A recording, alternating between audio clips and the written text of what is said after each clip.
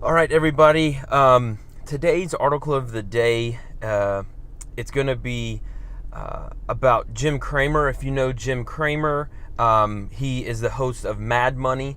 And the idea of these talking heads, he's a talking head. He seems like a pretty nice guy, but he's a talking head. The idea about these talking heads is that by the time it hits, like network television, it's too late. That's when that's pretty much how everyone in the finance industry they see these talking heads. Is by the time they're saying it on network television, you've missed it. It's already happened, or they can't foresee stuff. They just tell after it's happened. So the idea now is that Elizabeth Gerdes has written an article about Jim Cramer saying that CEOs of major companies in the U.S. are seeing, that, this is a quote, off the record, the economy has quickly cooled.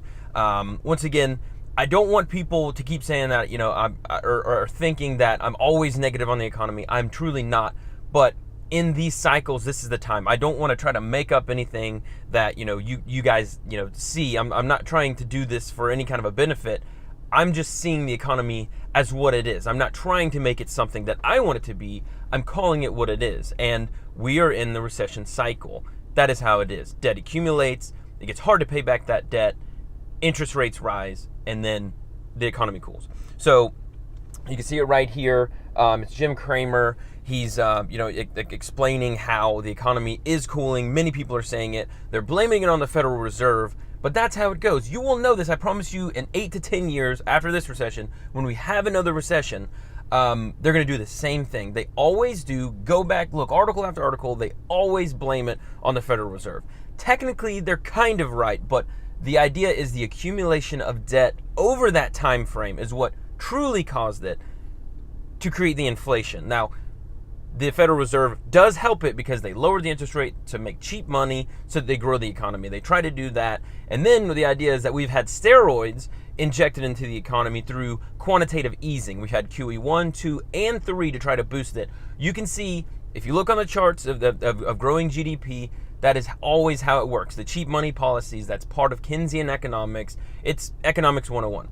So a ton of these articles that are coming through, the Fed chairman says that, they're data dependent for these rate hikes, as in the data that are coming in, that's why they're raising these rates. The futures right now, the market's about to open, and the futures right now are down almost 200 points for the Dow, down almost a whole 1% for the S&P 500. The Dow took 200 points yesterday. It was a gain of 200 points yesterday, and just barely anything of a gain for the S&P 500. So what this is pretty much explaining is that everything that I've been saying over the past few months is right, and now they're starting to notice it. The oil prices have gone back up after some talks. They're not by much, but they are.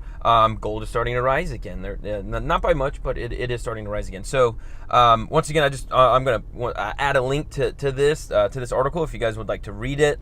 But yeah, once again, once the talking heads catch on to this stuff, it's already too late, and it's been in the works for a little while. So thank you guys for watching. Don't forget to like and subscribe. Hit the notification bell so that you can see every time I post stuff like this, especially when I go live. If I can see comments from you guys, I love talking to you.